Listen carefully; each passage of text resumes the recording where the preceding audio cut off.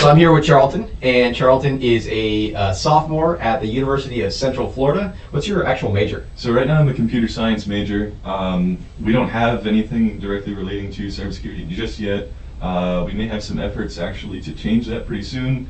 So I'm just focused on computer science. Very cool. And you are a member of the cybersecurity team or a hacking team? What's the official name? The official name is the Collegiate Cyber Defense Club at UCF. Okay. We go by Hack UCF. Our membership is between 300 to 400 members, and we are one of the largest collegiate cybersecurity clubs in the nation, I believe, if not just the state of Florida. Very cool. And so I mentioned you mentioned that you call yourself Hack UCF. Is that still a term that people use, hackers? So if you want to really go back in hacker history and look at old, I used to read textfiles.com, right? It's 2600 and all that stuff. So technically, hackers are anyone who likes to do things in a sort of unorthodox way. They want to self-teach and find novel ways to solve problems and get around limitations of a system. Whereas the old term for the people that do the things that we refer to as hackers now would be crackers, right? Okay. So they're going to crack a system. Sure. Now obviously they're not doing crack or anything. They're just cracking systems, and that was the term. Right, cracking code, cracking encryption, things like that. Yes. Where I feel like that does make sense though, because I often say things that I hacked this together. Exactly. Which I wouldn't call myself a hacker for hacking things together. I would I don't know what the word maker I guess is the thing that we use for that term now. So yeah, maker I guess has kind of supplanted that because hacker's got more of a negative connotation to it. But I think it's important to sort of maintain the positive connotation around hacker because there's a lot of applications for that mindset just outside of purely offensive security. Right. Yeah. So you are at about as close to an expert, I think, as I can even come close to getting to, and I think you're probably as close to an expert as there can be in a general sense because if I can get up on my soapbox here for a minute, when I went to college, I learned about a lot of things. And most of the things that I learned about in college, aside from calculus and stuff like that, are now out of date. I went to college 16, 17 years ago now, and things have changed. And I know when it comes to CS, computer science, and things like that, things change really rapidly. Mm-hmm. So you being in the mix right now, you are learning all kinds of things that are currently relevant. And so I know stuff that was relevant 18 years ago or whatever, and that's not really helpful. So when it comes to smart home stuff, this is a primarily smart home channel. Mm-hmm. What kinds of things do we need to be concerned about as this sort of DIY smart home community? What are the main things that a hacker would want to target on our systems? So as far as something that would be targeted, it depends on what I'm trying to do necessarily, and at that point, if I'm trying to get on your network, there might be a vulnerability in particular devices. For example, I remember Lifx actually had this issue a few years ago where you could impersonate their bulbs have sort of a master-slave relationship where there's a master controller bulb that does all of the smart home integration stuff, and it's the central point of contact with your phone. Yeah. And it just sort of elects itself, and then the slave bulbs talk to it. So you can impersonate a slave bulb, and the master bulb would send you the Wi-Fi credentials in an encrypted format, and some people reverse engineered the firmware to figure out how to decrypt that, which would then give them the credentials. Gotcha. So instead of hacking the Wi-Fi network, you hack the Lifx network, and then you get the Lifx network to give you the So Lifx technically is already on the Wi-Fi network, so I assume that this sort of attack would be maybe you have limited access with Ethernet or something, and you want to gain access to the wireless environment as well, something like that. So I think, is it for something? Make sure, of course, yeah. So I think the way that it might work is there's all kinds of different protocols in smart home security or smart home technology where you have things like a Wi-Fi hub that integrates with your network, and then you have Zigbee or Z-Wave or one of those other same frequency but different protocol. So I wonder if Lifx is using a Zigbee or a Z-Wave type of communication between the hub and the actual lights, and then the hub or the master light is the one that knows the actual information to talk to the network. So I think it might be. I have a couple Lifx bulbs myself, and it's like all Wi-Fi based. Oh yeah, they don't 100%. Okay, that's cool. But I think that it's just like on the network. Like, say you have a bunch of Lifx bulbs, you don't want your phone to have to talk to each individual one. It's like it hits the master, and that propagates out in their little ad hoc thing.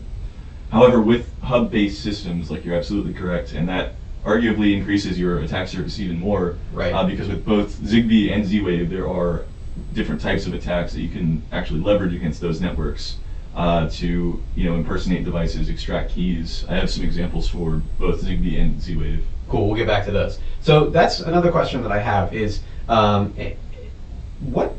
what's the point? Why would somebody want to target my network? So it's not necessarily you specifically. There's a couple things. First is that with a lot of the smart home technology, your attack surface is just vastly increased by having all of these different networks and all of these different embedded devices just everywhere with their own little communications protocols, their own little, they may or may not receive updates over the air, they may not receive support, certain things like that. So it becomes very easy, right? Relatively speaking. So for example, there were some attacks against Amazon Cloud Key, right, where you could knock the camera offline, which that's a fundamental issue with any Wi-Fi device, really, like not necessarily specifically the camera. Or there was one I saw where it seemed like a Z-Wave replay attack where this guy demonstrated a proof of concept where he like drops this little box off by the door, and Amazon key delivery happens. The driver leaves after locking the door, then he can come back and push a button on his box and open the door up. Like things like this where all of a sudden you have these important pieces of infrastructure in your house that are hooked into a network, and that can, like any other computer network, be attacked. Right, yeah. No, that's something that I've given a lot of thought to for my network. So in my mind, if somebody gets into my Wi-Fi, I'm screwed anyways. If you are in my physical network, then nothing that I have done to try to be secure is going to help me, because I've got file shares on computers. I've got I've got an internal network that's fairly vulnerable. But what I've tried to do and spend most of my time doing is preventing outside attacks from getting into the network in the first place. So there's been a lot of talk in the smart home community about whether or not you should open any ports ever. And so for the case of Home Assistant, port 8123 is open, and I know I also have port 554 or something like that. And it might be crazy. You might think that I'm crazy for telling you which ports I have open on my network, but as Charlton can tell you, that is the easiest possible thing for somebody to figure out. If you know my IP, you can tell which ports I have open immediately, right? Yeah, or even without your IP. So for example, with Shodan.io is sort of like Google, but it's for services on the internet, so they just crawl the entire 4 billion IPv4 address space, scan all the ports and all the services, and then just let you search for that. Yeah, I recently learned about that. It's terrifying. I pulled up some IP cameras from I think they were like traffic cameras from Russia or something like that, but they were completely open. I think they I've never found IP cameras on it. I've never looked at those. Yeah? Yeah. I'm on camera.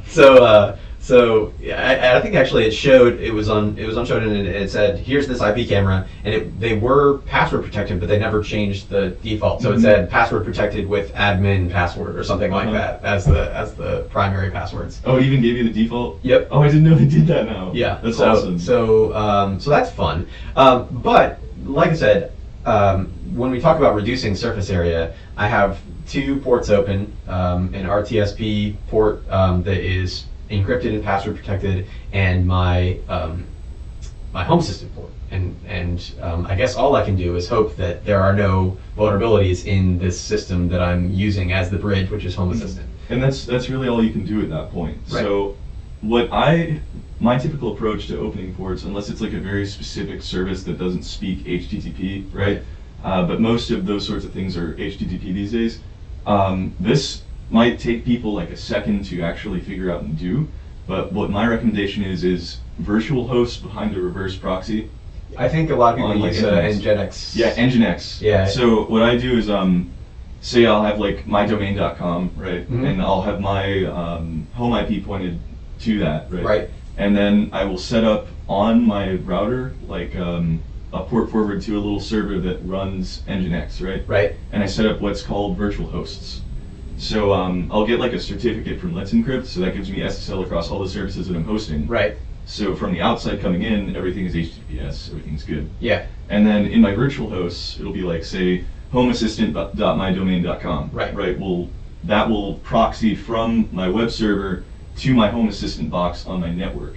Right. And then you can do that for each of your services. Right. And that gives you a secure way to keep all of those behind one thing that's also really difficult to enumerate. Right. So when you say that it's more secure because they're all behind one thing, what actually makes them more secure? What's the increase in security? So here's a couple things for you. Number one, you're not just straight up putting them on the internet, right? They're behind an intermediary that makes the discovery of those services more difficult. Because Okay. it's not like I'm scanning for some integer port number. It's like it's on one of these subdomains, but I don't know which one that is. Especially if you have like a wildcard subdomain, so every subdomain that resolves, then it's like more difficult to actually figure out which ones go to different hosts. Okay. Yeah. Secondly, since it's behind HTTPS and all of that, that keeps your traffic secure. A lot of these things, like if you just point them on the internet, they don't have an SSL cert, or they don't support HTTPS, or they have their own self-generated one that you can't validate, right? Right. So that makes it more difficult to know if that connection is more secure. So this takes care of that.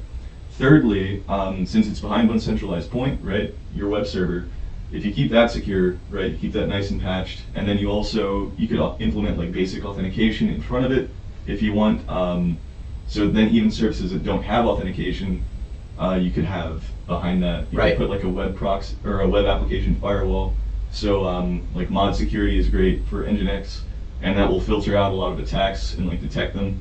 And then you could have some sort of log ingestion notify you when attacks are noticed. Cool. So I don't actually use Nginx. I'm using DuckDNS and Let's Encrypt. So I do have SSL and TLS, but and also actually I think a couple patches ago they offer now two-factor authentication for Home Assistant. So that's nice too. So I guess as I mentioned. One of the biggest things for me is making sure that my internal network is secure. So how crazy am I to think that a Wi-Fi network that is WPS has WPS passwords or key phrases or whatever they call those things? PSKs. PSKs, yes. How hard is it for you to get onto a Wi-Fi network? Like what has to happen in order for a Wi-Fi network security to break down? So it depends. If it's something that's like way older, like WEP, then I don't have any memories of being a kid and like being at my grandma's and like using aircrack to just like crack WEP, because that's super easy if you just collect like a certain amount of packets. Right. So that's a really fun like hypothetical memory. But then for things like WEPA 2, like that's a lot more involved, and you can't do that same thing because the encryption's a lot more feisty. Okay. Right? So you can try brute forcing the key to a certain extent. You can also attack WPS, which is Wi-Fi protected setup. Like you hit the button, oh, right. and the thing will connect. And that works on some routers, but most have like rate limits now. Because like if you brute force the pin for that, usually basically like you can just get connected to the Wi-Fi. Right. You can also try. So sometimes depending on the router, like if the vendor, so for example, I think it was like Verizon Fios had where it was like based on the BSSID of the network, like that was part of the passphrase, and then, or it was like just a few dictionary words and you could just brute force it really easily. Right. So they were like procedurally generating things that were in like obvious. a deterministic way. Yeah. So that was vulnerable, or again, like things like if I extract your credentials from like one of your smart home devices, then like I'm in there. Right. So it's kind of a nightmare. Yeah, so that's something that I've given thought to, is on a lot of the smart home devices that I have, the Wi-Fi smart home devices, when they, part of the firmware is that if they lose Wi-Fi connectivity, that they start AP mode, right? And from a security standpoint, that seems like a terrible plan, because in AP mode, they still have all of their information on them, you would think, information about your Wi-Fi network. So let's say, and I'm spitballing here because I don't really know. You're 100% going down the right So how hard is it? Let's say I tell you, or you figure out, oh, there's a smart home or there's a smart device here, near the front door, right? So you can essentially blast a Wi-Fi blocking signal. So right? what you can do is, so for example with WEPA, right, it's more secure, the passphrase encryption and all of that is, but it's still vulnerable to something called a deauthentication attack or a deauth attack. Okay. Which is basically, essentially there's like a packet that the AP can send to a client to say like, hey, I need you to disconnect, and the client will just disconnect, right? Okay. But that's super easy to impersonate. Gotcha. So what skitties will do a lot of the time is like they'll get this. That was script kiddies. Yeah, right? script kiddies. Okay.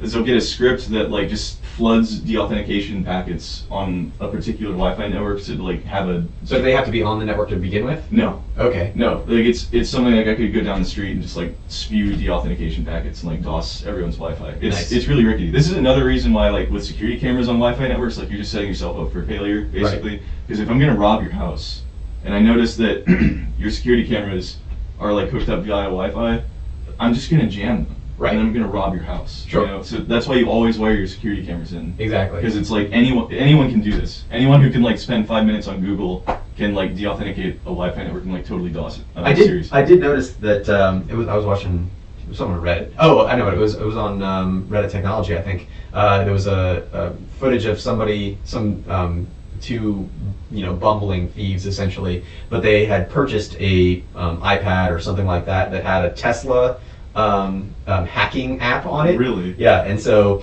they were going around and hitting the buttons, and eventually what happened is the Tesla that was in front of the Model S that was in front of them unlocked, and they were able to get into it and drive away. Yeah.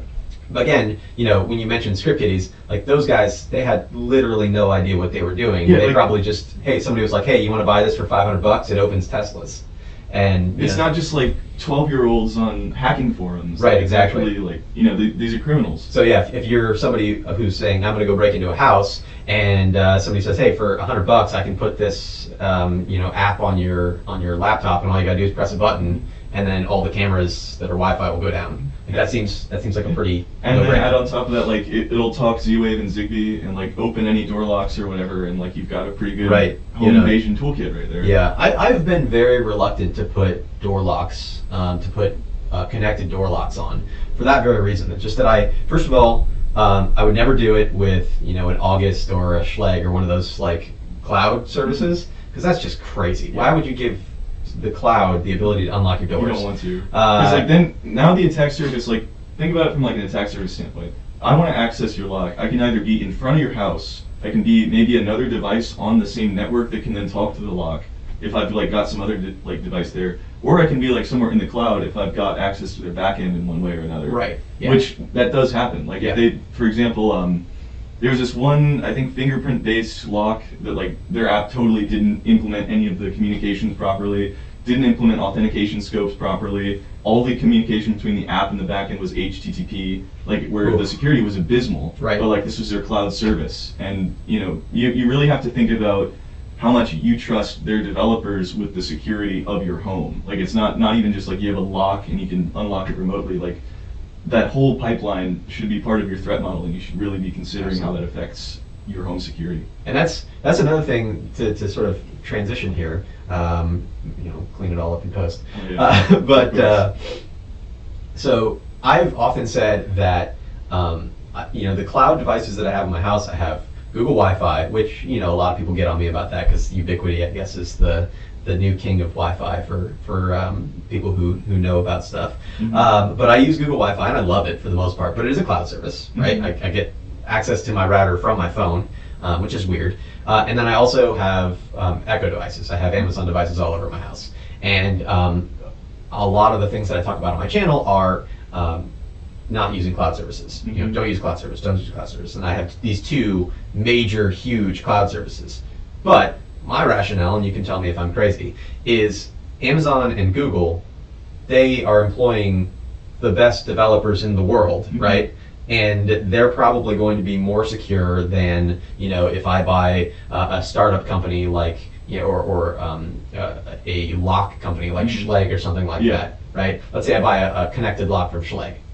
How many developers is Schlage employing compared Honestly, to Google? whoever or- bidded the lowest on the contract. Exactly, right. And then again, you don't know how long that's going to be around or what sort of support it's going to receive. Like Right. if you compare that with Amazon and Google, like they've been developing software basically like the entire existence of their company. Right. They have like massive teams of very skilled developers.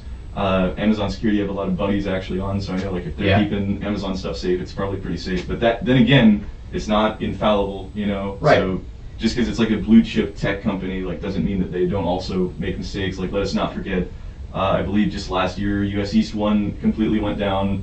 So like big companies make mistakes too. So that's Was still- was that a hack of US East 1 or was that a No. failure on their part? So there were two times when there was like a massive AWS outage. One was when there was an issue with S3 and like some developer on the back end was like trying to delete, I think, some test buckets and ended up deleting like a whole bunch of really important ones in production. Whoops. And so that broke a lot of stuff. And then the other time was when there was like a power transfer happening when they were testing like their backup power systems.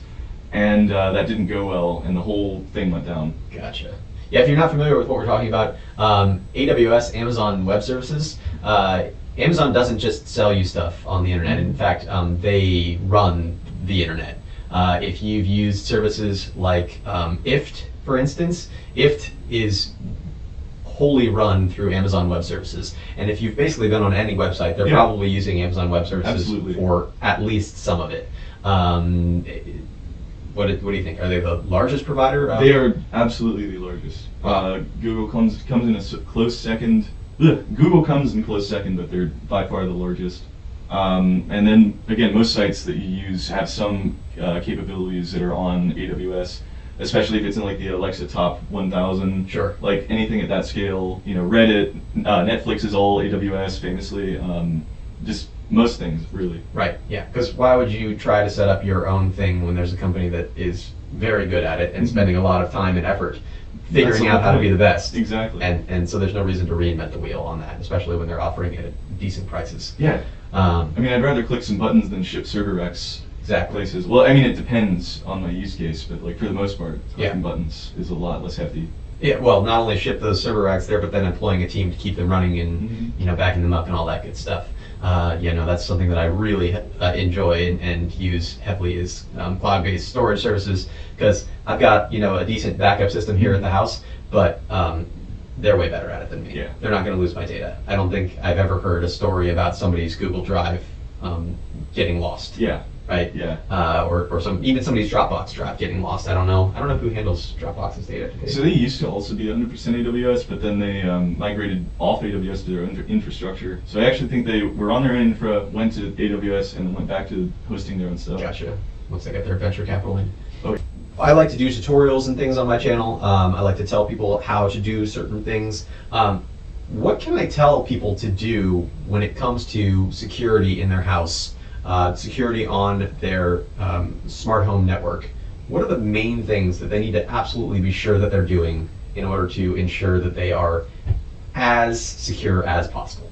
So a lot of it comes down to threat modeling and just how you really build security into your network design. So it's not just like I've got a network that I've thrown up and then it's like I did this magic thing and now it's safe, because Sure. that's never the case with anything computer security related.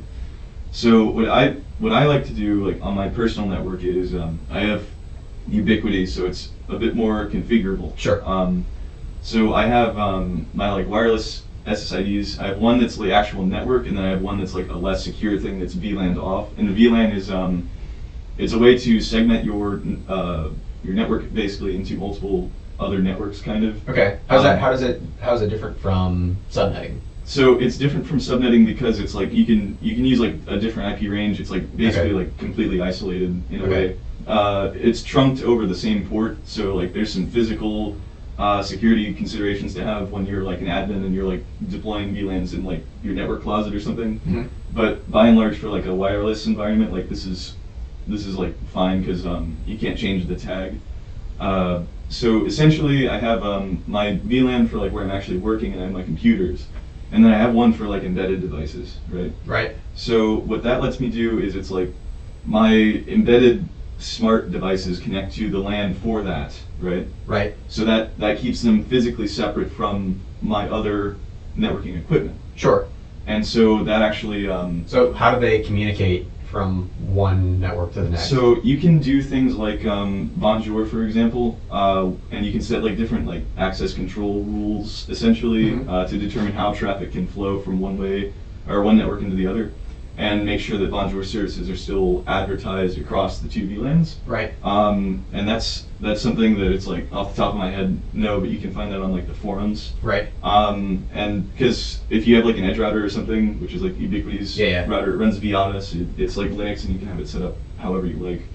But that is marginally more secure because it's like there's less mobility there. If it's like someone on the LAN wants to attack my IoT devices, or someone's in my IoT device and they want to attack my LAN. I've disabled uPnP. That's a huge one. Always disable uPnP. Never leave that up because essentially anyone can just ask your router to open a port. Right. If they can speak. Is it like SOAP? I think it's SOAP. Yeah. So, and quick plug on what uPnP is. uPnP was a decently intentioned protocol where when you put a smart home device or any device on a network, that device can ask your router to forward a port, to open a port and then forward that port to it, so that you didn't have to go through the complicated setup of doing that yourself. Right, so you put on a Ring camera or something like that, and it's like, hey, I'm going to need port 772, and so the Ring camera asks your router to open port 772, which overall not so bad, but the problem is that I believe there are a lot of exploits now where it was supposed to only be able to be done from the internal network, and now there are a lot of exploits where you can have external traffic. Yeah. Asking like an internal device, essentially emulating an internal device. And basically just reflecting off of your internal device. Or also like if I'm in your computer, say, and I want to open a reverse shell of some kind, and like I need my port open, like I can just really nicely ask your router to do that for me, and it'll do it. Right. Per the uPnP spec. And so I guess it's not just external problems either. Let's say we did patch uPnP and it was only going to work for internal devices. A lot of us have stuff in our house that is on a cloud from some cheap Chinese company or whatever we're using. And I say cheap Chinese, but a lot of them are using the same cloud these days. There's the Tuya cloud, there's the SmartLight cloud, there's the iWi-Link cloud, right? And it would be absolutely trivial for them to say, hey, let's publish a firmware update that asks our devices to open this port for us. Exactly. Right? I mean, you would never even know. We like to think, oh, I have to press yes, please do the firmware update, but you absolutely do not. We actually just saw that 2 weeks ago. Harmony, Logitech, pushed a firmware update to their hub devices that disabled local control. Why would it disable local control? They said it was a security hole. That they were having trouble getting that to be secure, and that was a way that their devices could be vulnerable. So just completely patched it. So they just disabled it. Now that inspires a lot of confidence in their security team. Exactly, and they did backpedal. That's sarcasm. They did backpedal, and they said so now you can go in and you can download this beta firmware or whatever that re-enables it. But you got to click through and say, well, I understand that this has possible security vulnerabilities in it and stuff like that. So that sounds like they discovered that it was like a really, really terrible dumpster fire, and they're just like, we just need to cut our losses. Get rid of this. Exactly. Amputate. And I don't know enough about it other than the fact that I use my Logitech Harmony Hub with Home Assistant, and when they published this firmware, it just stopped working, and I was like, I didn't do anything. I haven't messed with my setup for that, and it just stopped. Which that's one of those things with the cloud that I absolutely hate. It's like I didn't change anything. And now stuff doesn't work. I want to know that if something's broken on my network, I want to know I broke it. I want to know it's my fault. And in cases like that where you have firmware updates that are happening without your knowledge, you can't know that, and you can't be in control of them. uPnP specifically, there was actually some recent activity in like the security community because there was this APT group, and that's the term to refer to like nation state actors. APT means like advanced persistent threat. It's like very, very That's terrifying. like terror inspiring. Yes. But basically, they used UPnP as a way to kind of proxy and hide their activity, right? Okay. So they had like vulnerable routers, and they could use that to actually open ports into people's Windows machines, which they would then hit with Eternal Blue, and then like just like pivot through those. What's Eternal Blue? So that was when our wonderful government accidentally left a bunch of hacking tools on like a server a long time ago. It was a bunch of like 0 days, and Eternal Blue kind of got leaked, and that's like a really effective like Windows hacking tool essentially. Interesting. Yeah. So that has enabled a lot of these groups to actually have really effective tools at their disposal to attack older Windows machines that are not patched against this sort of thing. Sure. Okay. Was that like back in the Snowden days? That was more recently. I can't remember the exact date that came out. So there was a report published by Akamai on exactly that. They call it UPnProxy, and then Rapid7 did a little study like to do further confirmation. And they found like 80 million vulnerable devices to this specific attack. So those are vulnerable to having UPnProxy. Gotcha. Wow. And those are not necessarily just routers, but also. I'm pretty sure. I think it's just routers. Just routers? It's been a minute since I looked at the report. Probably worth noting. I would guess the vast majority of people out there have never updated the firmware on their router. Yeah, and that means they're probably owned. Right. So the things like you may recall like Mirai, right? A lot of these botnets just straight up go for routers because for the most part they're just open and vulnerable. Most people don't update their routers. A lot of ISPs open ports on the routers they supply for like remote management and stuff. And a lot of the time, those are like default credentials or like they're really easily guessable and you can just extract them from the firmware of the router.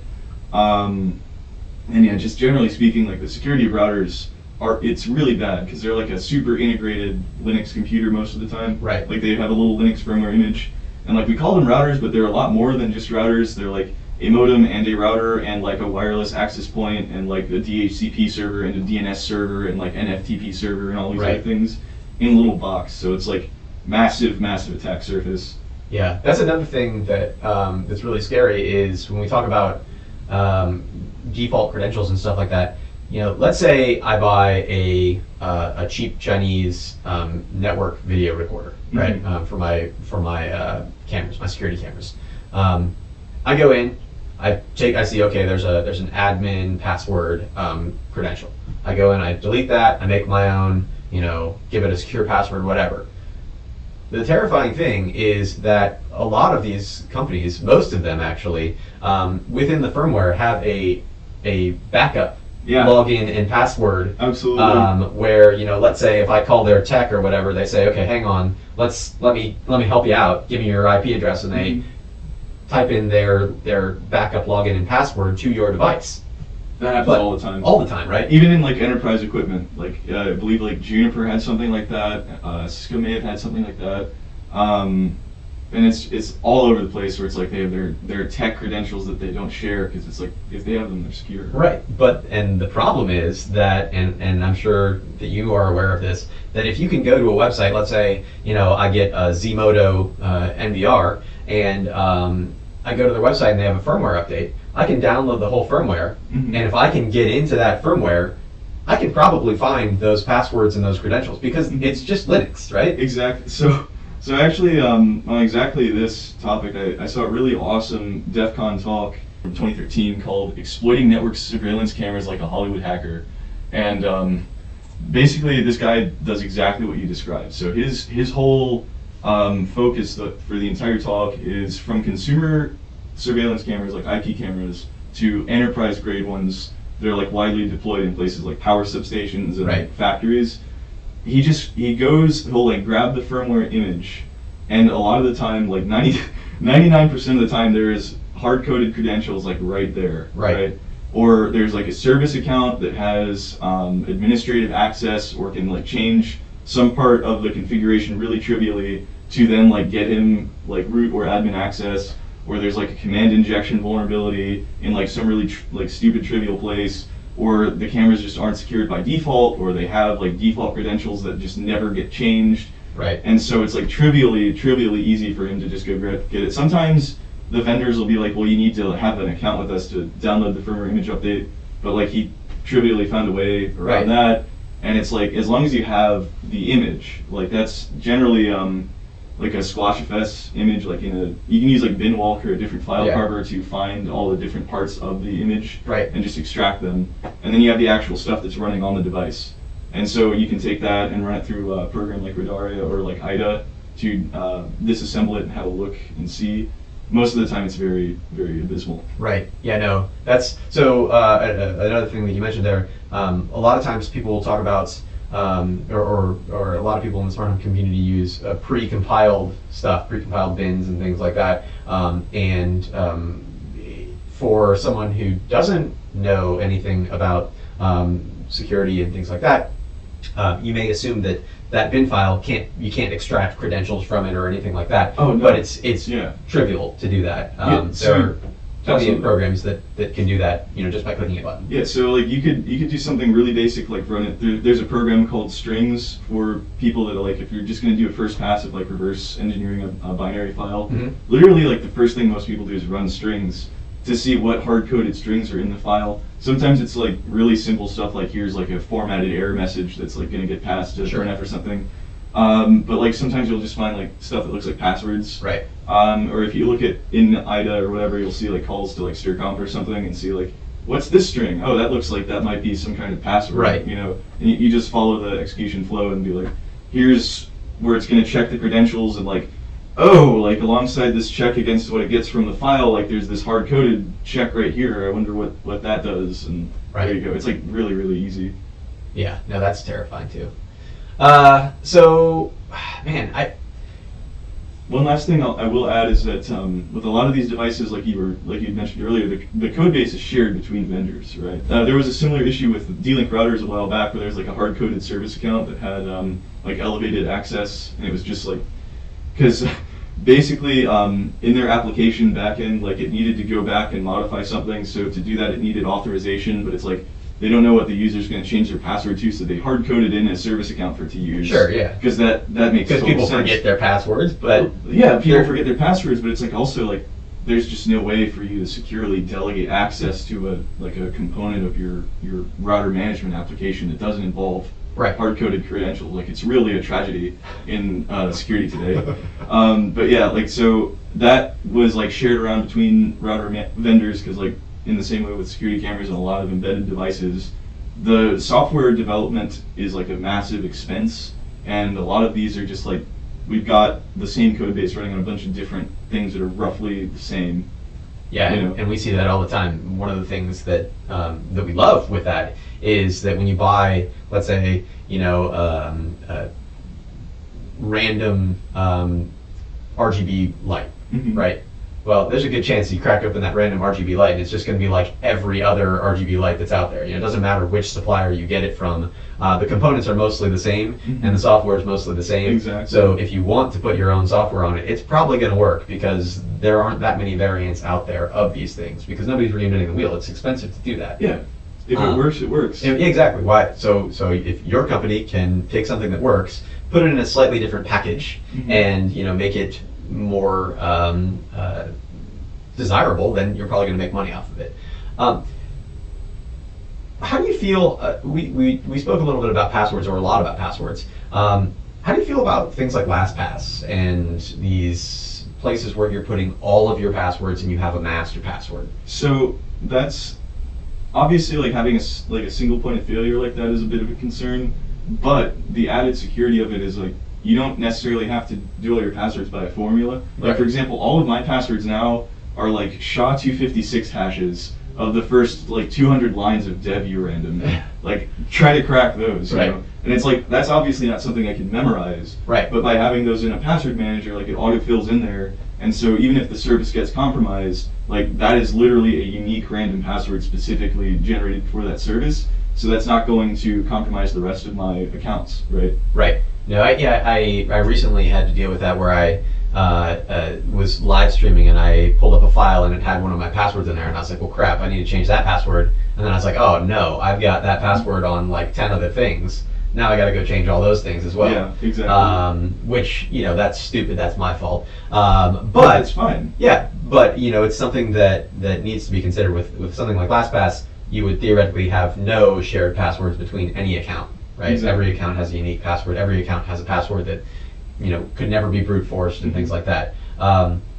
What happens? First of all, is that stuff stored locally somewhere? Yes. So typically, it'll be stored in like some kind of encrypted volume, and the type of encryption and like the different layers there depend on which one you use specifically. A lot of my friends recommend LastPass or KeePass or Bitwarden, right? Like those are all really good. Bitwarden's also really good because it's FOSS, so it's like free and open source software, Sure. and you can self-host. Okay, So, that's cool. yeah, and it's encrypted at rest. You can do all kinds of different things with the encryption to say require like a YubiKey or something as an additional authentication factor to actually open your password vault. So, let's say that on my Home Assistant account, I've got 8123 open externally, and it forwards 8123 internally. Yeah. What do I save? What do I help by making it an obscure port outside? Let's say instead of opening up 8123 on the outside, I open up 6000, and then I forward that to 8123 on the inside. Does that help me at all? So, practically speaking, that's going to make your log files a bit smaller because you're not going to be hit by as many Chinese bots constantly on 8123. Potentially, but that's not really affording you much in terms of like actual security. It's just changing the port that you're hosting the service on. So it's still going to get picked up by things like Shodan. It's still going to get picked up by a port scan. So if you're really like someone specifically targeting Home Assistant, that would still pop up. Or if like I'm port scanning you, I would still see that. So it's not hiding anything as such. It's just making it maybe a little bit more difficult to guess. But more difficult to guess in this case is like it takes 1 or 2 more seconds to find. Yeah.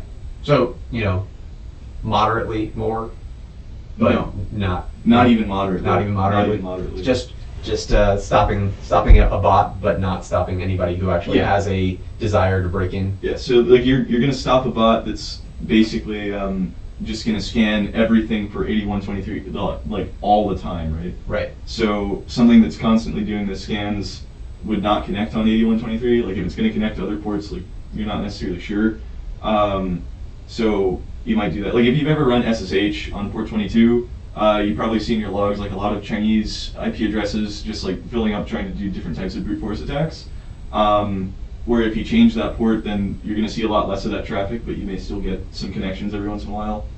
So let's circle back around to something we talked about a little bit earlier that I feel like is really just in my mind, and that is why. And I feel like there's maybe 2 different whys in the case of Home Assistant. So why would somebody want to hack my network? Maybe there's 3, okay? Number 1, somebody who's local, right? If you are somebody who wants to break into my house, a good way to do that seems like to hack into my Home Assistant, open my garage, and walk into my house.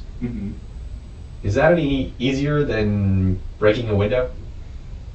Well, it's certainly a lot less suspicious, I suppose, if you just sort of go to the driveway and the door opens up and everyone just sort of sees you doing that, so they assume at that point that like he must have authorized access to this person's house. I agree with that. This is perfectly fine. Yes. And you can like walk in there and take the car because again, you just opened the garage door. Clearly, you live there or have been delegated access to this house by the homeowner, and it's another day in sunny Florida. That does make sense. That makes sense to me. Yeah. So on a larger scale, like if it's organized crime, for example, and you're going to do like a localized string of burglaries, and you're like, great, these are the 2 ISPs for this particular region, and I can place all of the assignments for these blocks roughly to around this neighborhood, right? Right. And it's like, great, this many in that block have these smart home devices or these Home Assistant controllers or what have you.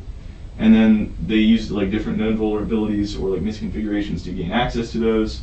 Then they kind of like triage it to figure out what house are they looking at, right? So maybe somewhere in that, if they're on the network, they're able to figure out maybe like a rough estimate of like the house's location, or if maybe you have like open network shares, maybe there's some documents in there that would inform where that is, or if there's security cameras, right? You can look through those and see like where am I just about.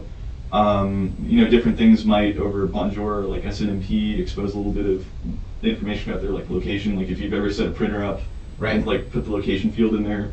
So like there's a lot of stuff you can do to kind of figure out where that is. So you can start to build a profile of each house. Like again, security cameras, I can see what stuff you have. Right. If it's nice stuff, if I want it, And then potentially if you have like open like door locks that are smart, or you've got like a smart garage door controller, after I've got all this information about your house, which would also include stuff like when do you go to sleep? How often do you go out of town? Right? Do you leave things like at home typically, like when you're gonna come back, or like is there something that would tell me like the location of your phone or like anything like that? Or like are there services in the house that I can disrupt, like maybe your like phone service or something, to prevent your like alarm system, which I may or may not be able to find if it's also on the network. Right. And of what kind of alarm system, and like for that particular type of alarm system, are there different ways for me to circumvent it? Like are the cameras in the house, or those wireless or connected over Ethernet? Can I disrupt them? Stuff like that. And then like just come. Now, am I wrong to think like, hey, if you did all that work, you could break it and have my crap. It's not that nice. versus somebody coming up in, let's say a pillhead coming up who's going to go and break through my sliding glass door and then rifle through my medicine cabinet to see if I have any opiates. Yeah. So that I'd say those are two different cases, right? So like in the one case, it's just kind of like a smash and grab kind of thing, where on the other, it's just by having a lot of this stuff exposed, like you've kind of placed yourself in a particular income bracket, and then on top of that, it's like, now that I'm in your network and I can see all that, I can decide whether or not this is worthy to steal, and then do it in a way that's like totally seamless, and chances are you don't really have very robust logging on any of your stuff, right? So I can open the doors, grab the things, totally disrupt the security system, you have like no video recordings or anything, right? And just like walk out without breaking any windows or leaving any trace of my presence, and you don't have anything to really go to the police with, right? It's just impressive. That's the nightmare. It's kind of impressive. It is impressive, but it's like, for a lot of the stuff where you have like a toolkit, right, of things that you can use against all these different services, doing it on a larger scale like that becomes easier and easier, right? And that's the kind of thing that we should really be concerned about, not even just as security professionals, but also people who are implementing these types of technologies in their home.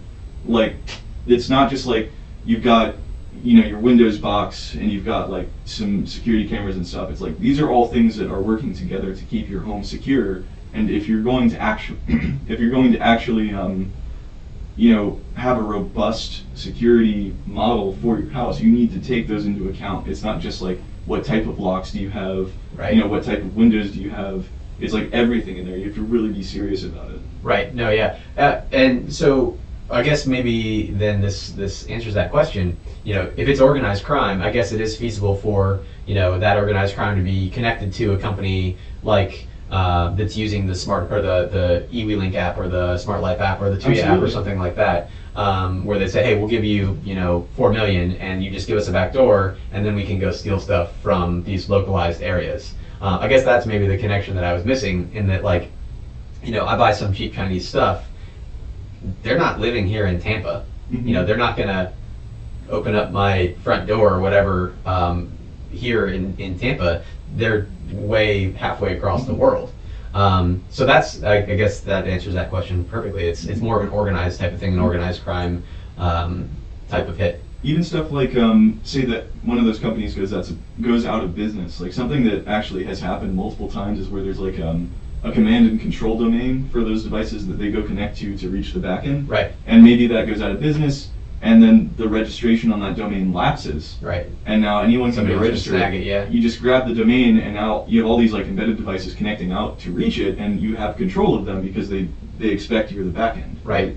So it's like, it's not even necessarily just like there's collusion between that company and organized crime, or organized crime also just takes control of their infrastructure. It could also just be something as simple as they register a domain name that your devices may trust. That makes sense to me. So that's one. Local attacks where you want my physical stuff. And by the way, I don't have any nice physical stuff in my house, so don't bother. My neighbors have much nicer stuff than me. I call dibs on it. So the second thing, though, I feel like is remote attacks. So if they are not interested in ever coming into my house and taking my physical things, yes, why do they want into my network? So, let's see. So these days there's a lot of crypto miners. Like there's a lot of crypto miners. I like to joke that capitalism has like freed us from malware in a way, because instead of like just straight up ransomware and stuff like that, like they'll just drop a crypto miner on some like exposed service, and like it'll mine Monero or something for them for a while, right? And then you find it and like have to remove it, but it hasn't done all that much outside of that. Like a lot of the really low-hanging fruit of malware these days, and like this is stuff that like I hear from a lot of my buddies. It's just straight up like they'll drop a crypto miner, and it'll just mine crypto. Then that's it. And so let's say you have a IP camera or something like that, and you see your frame rate go down on it. Oh, so IP cameras, that stuff like that is mainly going to be part of botnets. Okay. So the crypto miner kind of stuff, that's more like larger powered stuff, because like that's actually going to have some amount of return on investment. Yeah. And of course, like botnets, like anything can be part of a botnet. The crypto miner thing is more of a trend. Like for a while back, like there was ransomware was more of a thing, but that's kind of like taking a downturn, and like now they've just sort of realized they just drop a piece of software, it'll mine coins. But IP cameras, routers, digital set-top boxes, stuff like that, most of that's going to be part of botnets. So things like Mirai, that was like a massive botnet of like hacked routers. And those botnets, those are for DDoS attacks? Yeah, so a lot of the time, so for example with Mirai, the creator actually had a service, right, that that was like a DDoS protection service that basically was like, it's like buying protection from the mob. Exactly. So, you pay him and he doesn't DDoS you. Maybe he actually does have some sort of DDoS mitigating technology, but like for the most part, he just has DDoS causing technology. And so a lot of these things, they get advertised as like stress testers or like stressors, as opposed to just straight up like DDoS. And yeah, that's actually what most of those devices are. I feel the same way about phone companies these days. I'm Really? almost positive that the phone companies are giving me all the spam calls so that they can sell me their stop your spam calls. So that's actually a fundamental issue with switching system 7 or SS7, which is the actual underlying protocol that makes all the telephone switches work and talk to each other and route calls in the whole world. Since it was created and implemented in 1970 with the assumption that only people who were authorized would have access to the SS7 network, right? Like there wouldn't be any bad actors because it's the phone company, right? You're not just going to go plug into the phone company, right? Or it's not going to be scaled across the entire world, right? Except that all of that did happen, and so people can impersonate any caller ID and just send all kinds of fake calls out. And that's why this is such a big issue, because it's like the fundamental technology that actually underlies the entire phone network is really old and insecure. Yeah, no, and it's really weird too. I'd like to know more about how they figure out which numbers they're gonna use, because one of the things I started to notice was that, okay, there's a lot of these numbers that look like my number, right? That's easy, because you're calling a number and you just make the number that it's from, scrambled up a little bit from that number. So you're like, okay, well, I should probably pick that up. That's easy to say, okay, that's one of the ones that looks just like mine, so I'm not going to. But over the last 2 weeks, these spam calls have been coming from numbers that look like my daughter's school. Really? Yeah.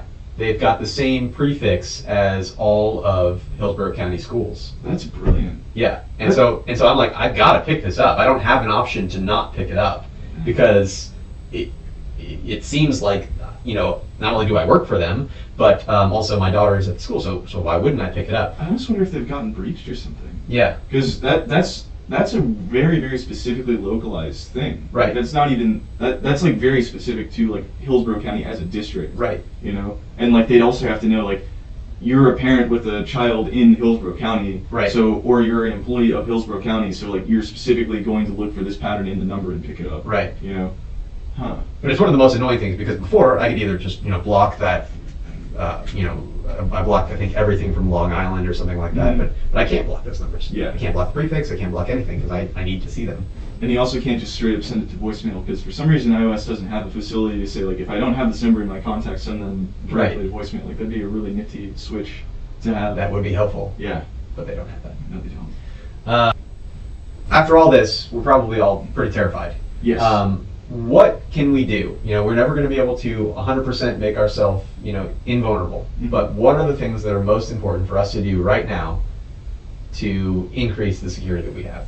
So if you think about like kind of the traditional network security metaphor is like a castle, right? Sure. Where it's not even necessarily like you have a lot of like thick stone walls, but it's like there's a layered security model, right? Right. You've got like a moat, you've got like a big high wooden door, you've got like the like top thing where you can like pour boiling oil on people, like, Sure. things like that. That's important. Yeah, that's very important. Or like yell at them for smelling like elderberries, that sort of thing. So you really, when you're looking at securing your own home network, you should think about like segregation and segmentation, right? So you should think about how you can split your network up almost so that, you know, if I compromise a part of your network, I just don't have access to the whole thing.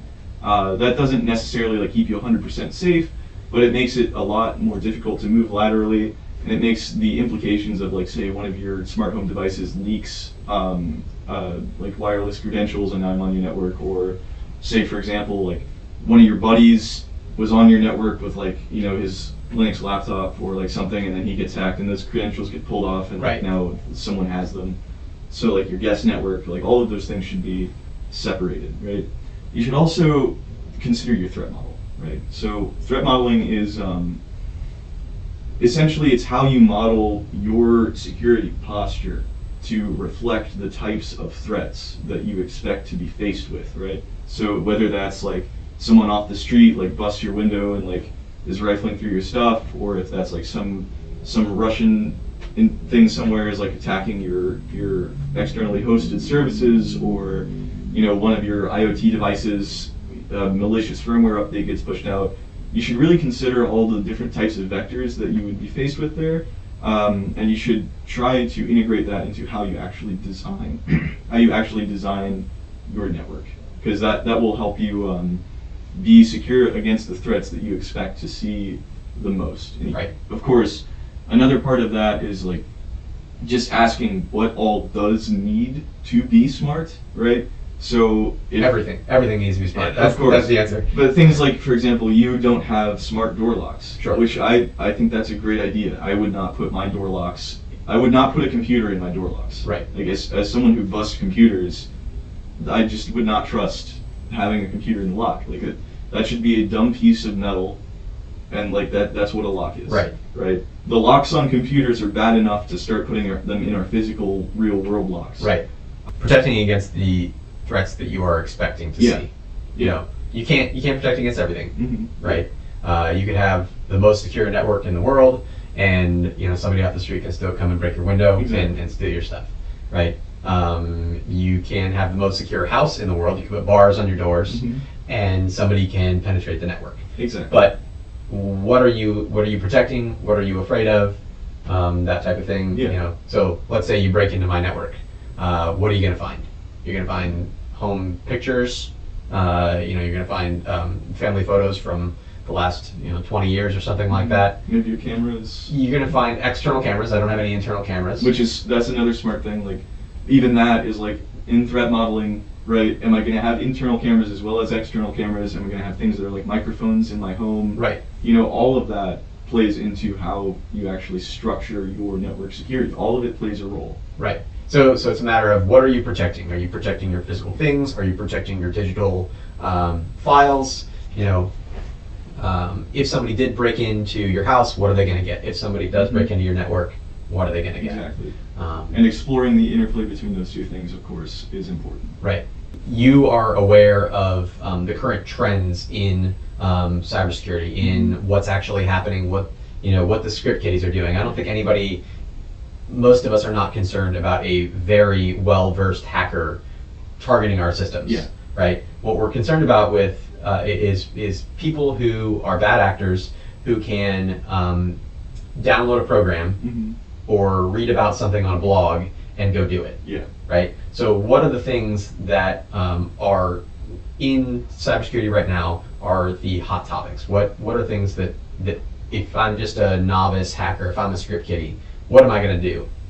So you can just, as someone with no real experience, can just go grab a lot of these tools that are just industry tools that are used. So things like Kali Linux, for example, is a Linux distribution that's customized to have a ton of like really useful security tools in it. Right. And then most things like CVE, proof of concept, stuff like that are just put up on GitHub for people to study. So really, you can just go pull a lot of the stuff straight off the internet, and if you have even a rudimentary working knowledge, you can get a lot of it working. Sometimes people put effort into making sure that like the code is like only semi-functional, so you can't just like straight up take it and run it. Right. So you have to have some degree of knowledge to actually make it work. But even still, a lot of them are like, yeah, you can compile this yourself if you'd like, but you need to know how to do that at least. Yeah. You can't just download an exe or something like that. So I think that's really good because you're still publishing the research and all of that, but you're not necessarily like handing machine guns to monkeys at that point.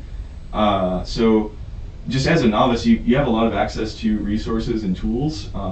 So for things like unpatched things that haven't really been updated in a long time, you're a huge target because by and large, like you can hit a button for a lot of those things and then just like get a shell. Yeah. Windows XP, no bueno, don't use that. God, no. Unless you're like an ATM or something and you're running Windows CE, because that's even better. Widespread, yeah. You talked about it a little bit, and we forgot to touch on it earlier. Home Assistant, all open source. On the GitHub page, it's got a nicely organized, all their source files. Does that make it more secure or less secure? Absolutely makes it more secure. So there's this whole saying, like, if you can't open it, you don't own it, right? Sure. So in the case of like open source software, there's a few things working to open source's advantage here. Number one, since it's all open source, anyone can like look through and audit it, right? Right. So if there's anything that's like an obvious security vulnerability, like there have been a few open source projects where like I'll go in there, it's like, this is cool, I might want to use it for my project, and I'll like start looking through the code, and I'm like, oh god, this is terrible. Right, why wouldn't they have done this? Yeah, exactly. So at that point you either like promptly switch to a different, package or something, or you don't deploy that. Or if it's good, then you can actually vet that like, hey, this looks fairly secure, I would feel safe having this on my network. On top of that, being open source, right? If there is some sort of security vulnerability, patches typically happen. They don't always happen very quickly. It depends on the size of the project and also like how many developers are on the team who can donate their time. But that is something that it's like if there's a particular issue, you can usually put some sort of hotfix patch on there yourself. Right. Now, obviously, a lot of this requires some level of coding ability. Right. So if you haven't coded, like you're not going to be able to necessarily like look and see like, oh, they're doing this and like this is bad, right? Or whatever. Right. So or necessarily like patch it yourself, but maybe if there's like a help article or someone's like made a post in the community like, hey, there's this terrible thing, we're working on like a patch for it, but you can do this in the meantime. That's typically really useful. Yeah, one of the things that I've really longed for in Home Assistant, and if you're listening, Paulus, thank you so much for all you do, but there's no distinction between security patches and content patches. So let's say they upgrade from 0.02 or 0.82 to 0.84 or something like that, and that was adding some components in, adding some new stuff that you can add to Home Assistant. Well, if I don't need those things, I don't need to do that update. But if there was a security update in there, then I do need to do that update. And a lot of times they come with breaking changes because they're adding new components and things like that. But if there was a separate update like channel where you could just get security updates, that would be, I think, fantastic for the overall community, because you could stay safe and not have to worry about breaking changes and things like that. And it's certainly difficult to do, and I understand why it's not necessarily a thing. There's a lot that goes into that because you have to do all kinds of different like platform detection and like you check for module support and stuff. You have security patches for things that don't necessarily apply to that specific installation. So that can get pretty hairy pretty fast. Yeah, I can definitely. One of the things that Home Assistant has going for it is specifically the type that I use it's called HASS.io, and HASS.io runs on its own OS. They've written their own essentially version of Linux for it to run on, so they know what it's running on for the most part, and they know what's happening in the back end. I just recently switched from a Raspberry Pi to a virtual machine for it, but what hypervisor are you using? I'm just using VirtualBox. There you go. So it's it works pretty well, and it's got a lot of good. I'm running it on the Plex server, so there you go.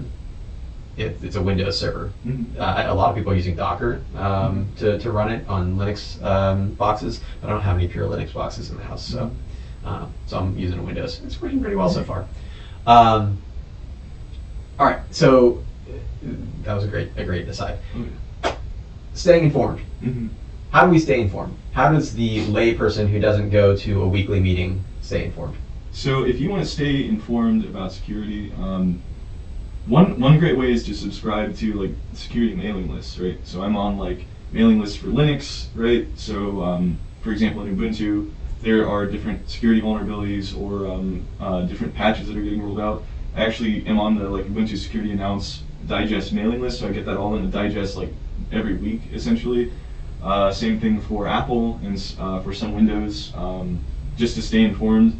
Obviously, like you don't need to go necessarily to subscribe to every security mailing list and like just look at CVE descriptions, because like for the layperson that's not going to do much. But you know, things like you could follow the vendor maybe on social media. You could follow different people in security, organizations like the EFF, you know, different subreddits specific to security. It's important that if you're really serious about security that you try to educate yourself to a certain degree about it.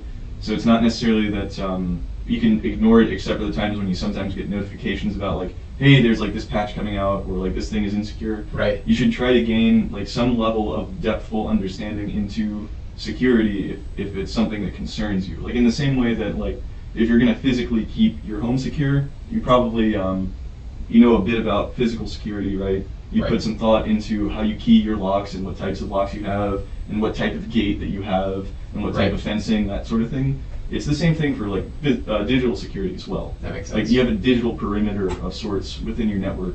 You want to keep that secure, so you should have some idea of those types of you know, challenges related to that. That makes sense to me. So tell us, I'll give you a minute to do a plug here. Tell us about your organizations. Right. So I am involved with an organization called HackUCF. We are the resident cybersecurity club at UCF. We do everything from hosting weekly meetings and workshops to going to various competitions at a national and sometimes global scale. Between 300 to 400 members in our group.